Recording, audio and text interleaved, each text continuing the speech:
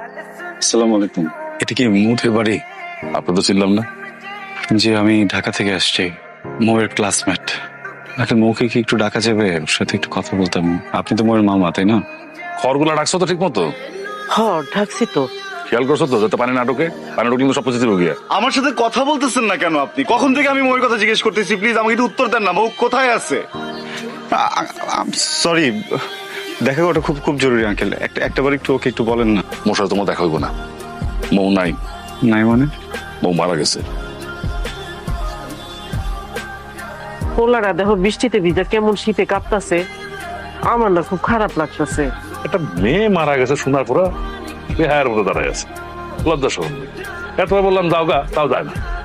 একটা কাজ করো না, একটা গামছা নিয়ে যাও, গা হাত পা মুইসা একটা ছাতা দিয়ে ওরে বিদায় করে দাও। এই পাগল হয়ে গেছে? এই বৃষ্টিতে দাঁড়া দাঁড়া ভিজলে কি তোমার কাছে মৌ চলে আসবে? তুমি মৌরে পেয়ে যাবা। বাজারের পাশে বাস স্ট্যান্ড আছে, ওইখানে যাও গিয়ে গাড়ি তুই থাক, ঢাকা চলে যাও, ঠিক আছে? আপনি আমাকে বলবেন মোর কবরটা কোথায়?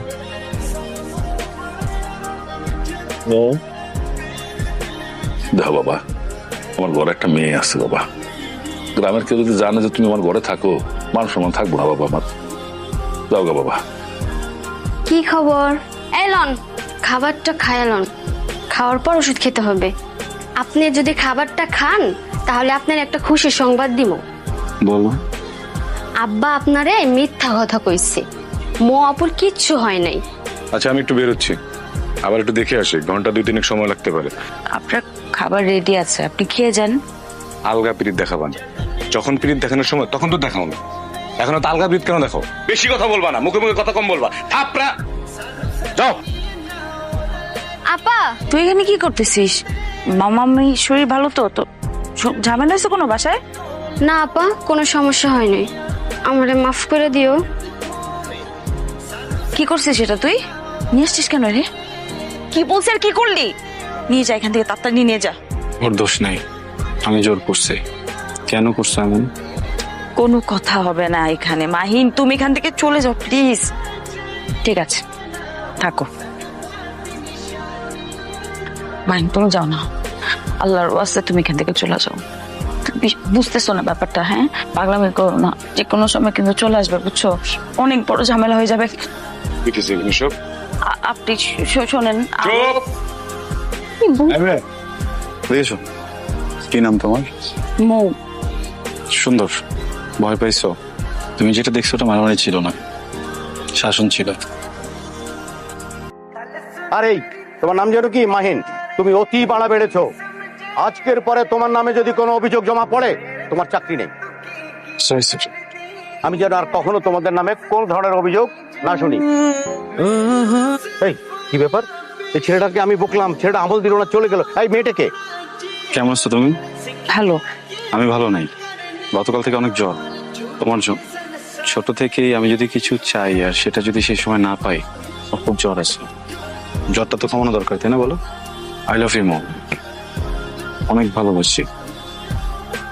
Will you be mine? এই তুমি বলতেছো পড়াশোনার কথা বলতেছে, হাঁটু গেলে গেলে কিসের পড়াশোনা? বুঝে নাই তো, অ্যাসাইনমেন্টটা মনে হয় প্র্যাকটিক্যালি বুঝাই দিচ্ছে আর কি স্যার। মোরে ঠিক করছে। দেখ, যা হবার হইছে। শুধু শুধু মেয়ে মানুষ নিয়ে নিজেদের ভিতরে ঝামেলা করার দরকার নেই, বাদ দে। ও, তুমি তো অ্যাটলিস্ট আমাকে জানাতে পারতে, তাই না? না, আমি এসেছিলাম আসলে তোমার খোঁজ নিতে, কি অবস্থা তোমার। আমি তাহলে আজকে উঠি। আরে উঠি মানে কি?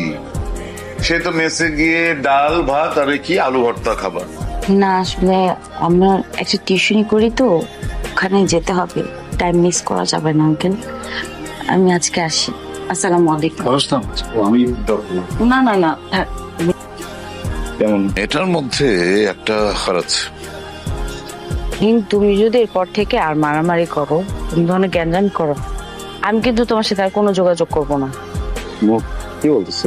তুমি প্রমিস করো যে তুমি আর কখনো কোনো মারামারি গ্যাঞ্জাম কোন ঝামেলার মধ্যে যাবে না। যদি প্রয়োজন পড়ে? প্রয়োজন পড়লেও না।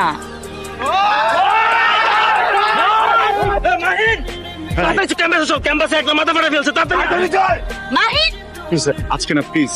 কাল মাহিনের সাথে তো আসলে যোগাযোগ করতে পারছি না। ওর শরীরের কি অবস্থা এখন? মাহিনের শরীরের খোঁজ তোমার আর না নিলেও চলবে মু। তোমাদের মতন মেয়েকে আমি খুব ভালো করে চিনি। ঢাকা শহরে কেন আসো তোমরা?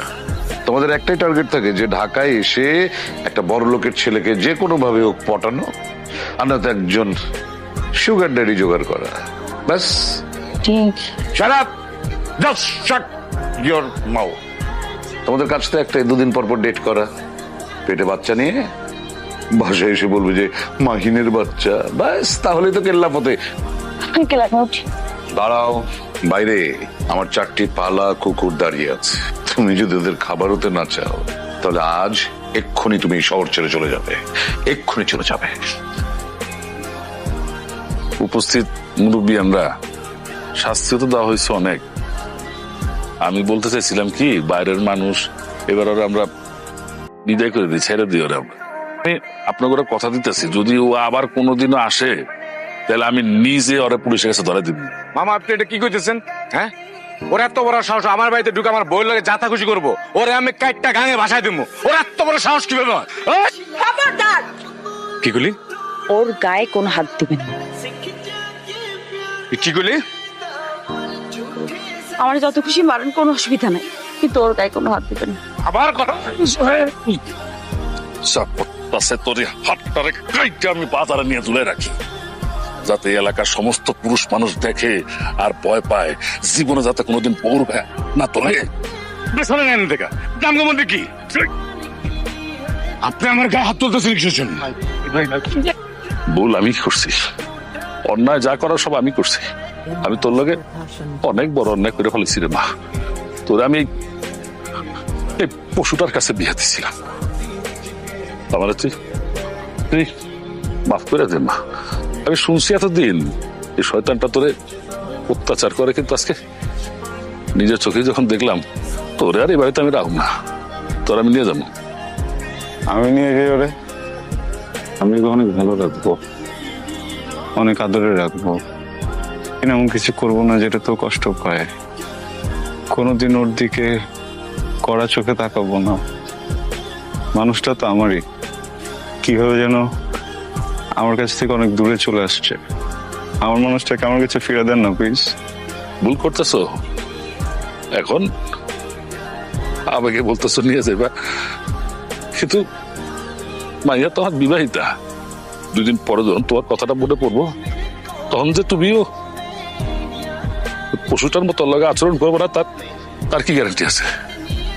আপনি ওকে আরো 100টা বিয়ে দেন, আমি তখন ওকে এইভাবেই ভালোবাসবো। ভালো রাখার জন্য যা করতে হয় সবকিছু করবো।